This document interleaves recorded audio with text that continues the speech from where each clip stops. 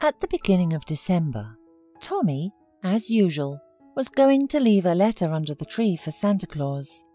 He stood with the precious piece of paper pressed to his chest, when suddenly he heard the voice of the principal of the orphanage behind him.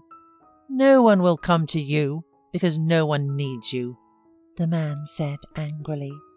Tommy flinched, and the piece of paper fell out of his hands, while the principal calmly walked further down the corridor.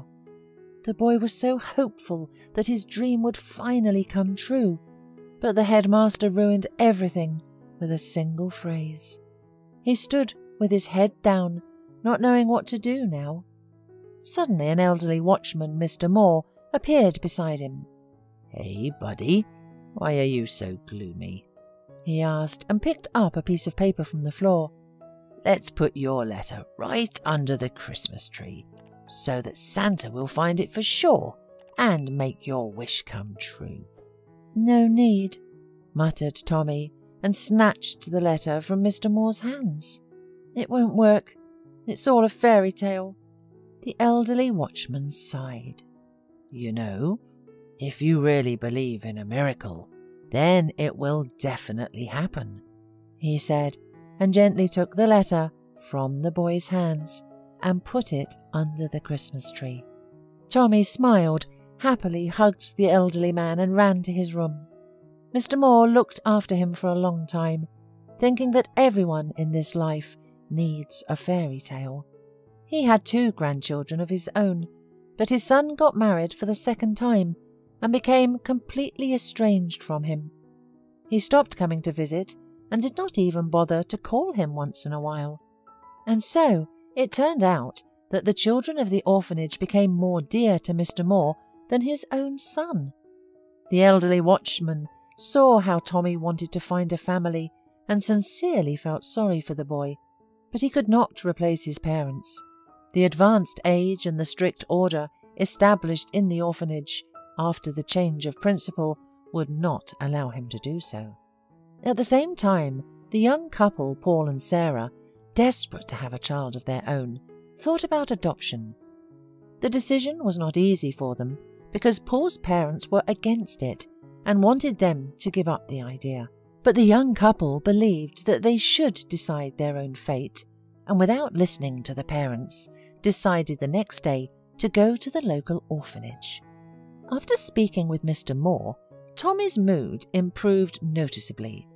Yes, the boy realized that it was not the first year he had been asking Santa Claus for the same thing, and with each time, his faith in the miracle was diminishing.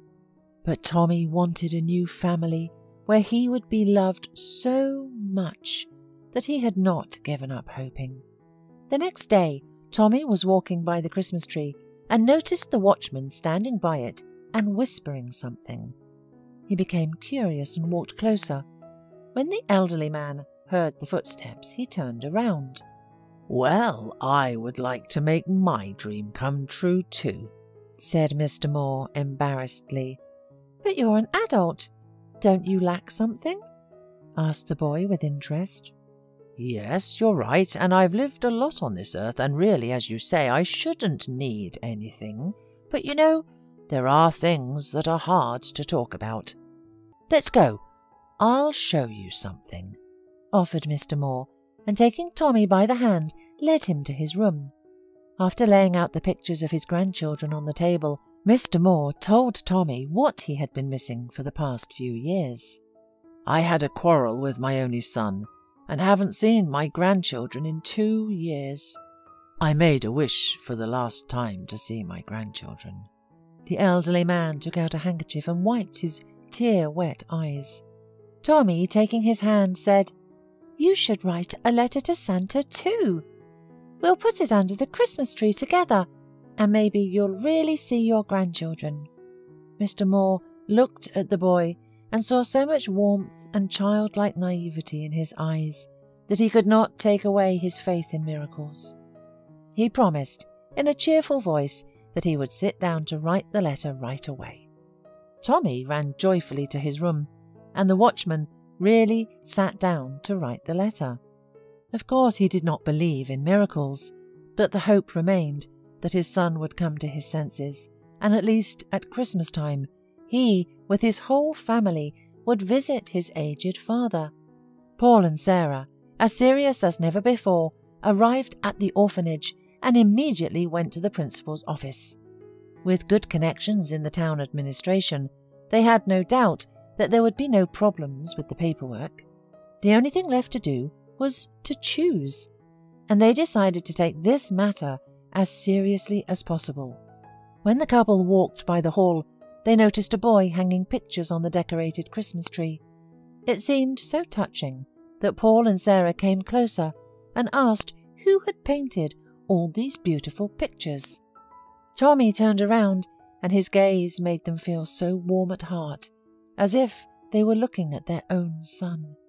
"Paul, let's come quickly to the principal," whispered a stunned Sarah. "I think I know what we should do." Already in the principal's office, the first thing they did was ask about the boy they had met near the Christmas tree. "We liked him so much. He's a little angel. Would you kindly tell us more about his parents, how he got here?" The principal could have praised Tommy, but instead of this, he tried to discourage the couple and immediately said that the boy was born of a drinking woman.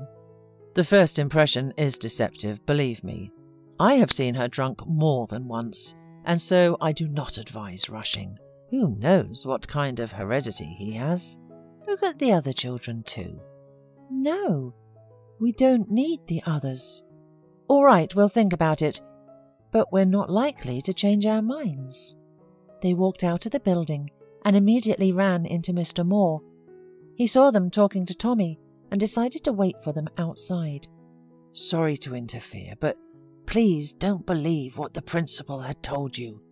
He's new here, and I've been working here for over 10 years, and I know all the children.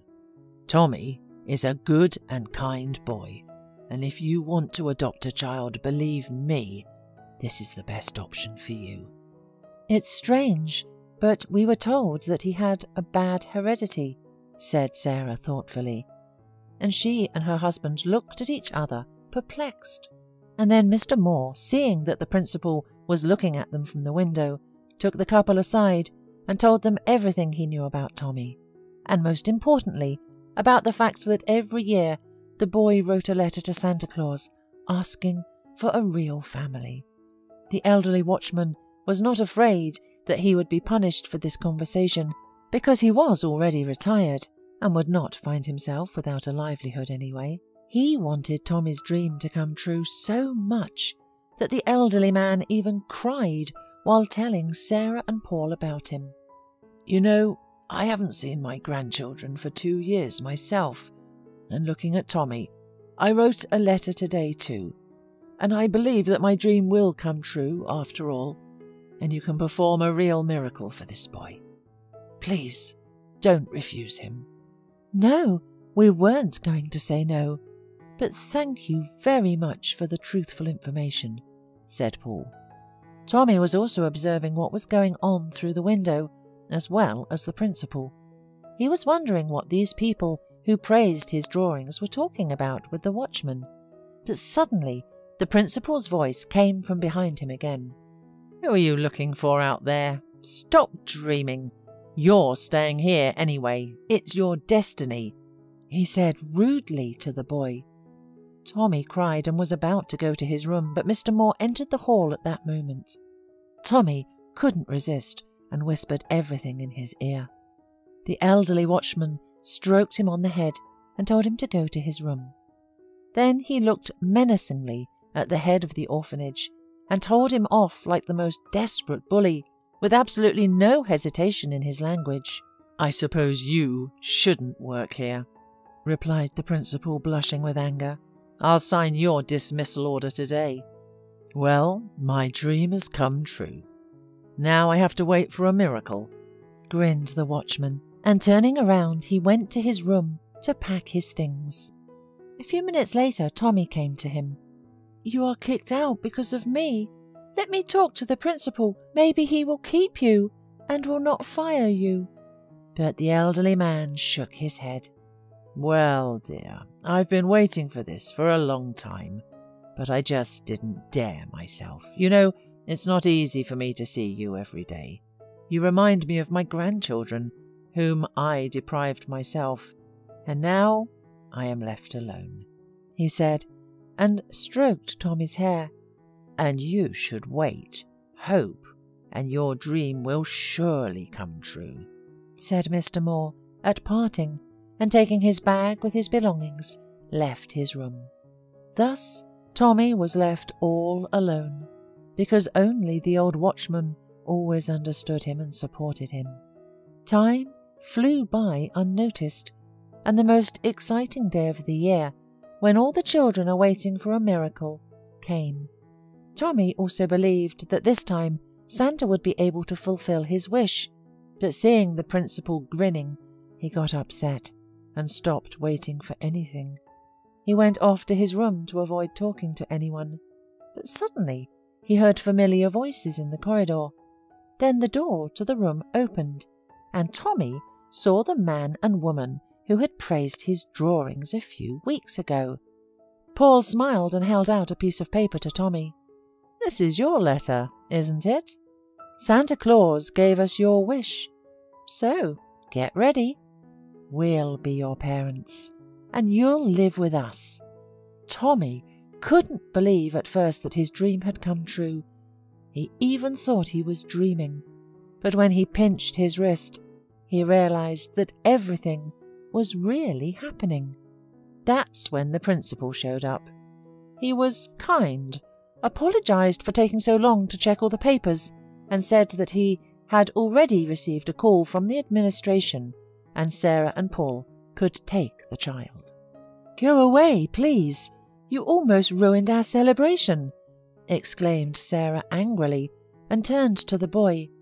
"Tommy, there's another surprise waiting for you outside." "Wow!" The boy even jumped for joy. "2 presents at once is a real miracle. Yes, now I believe that Santa Claus exists. Thank you, Mom and Dad." Outside, Tommy saw Mr. Moore, but he was not alone. His son and grandchildren were standing next to him. "Look, Tommy," the elderly man whispered in the boy's ear. "I told you your dream would come true.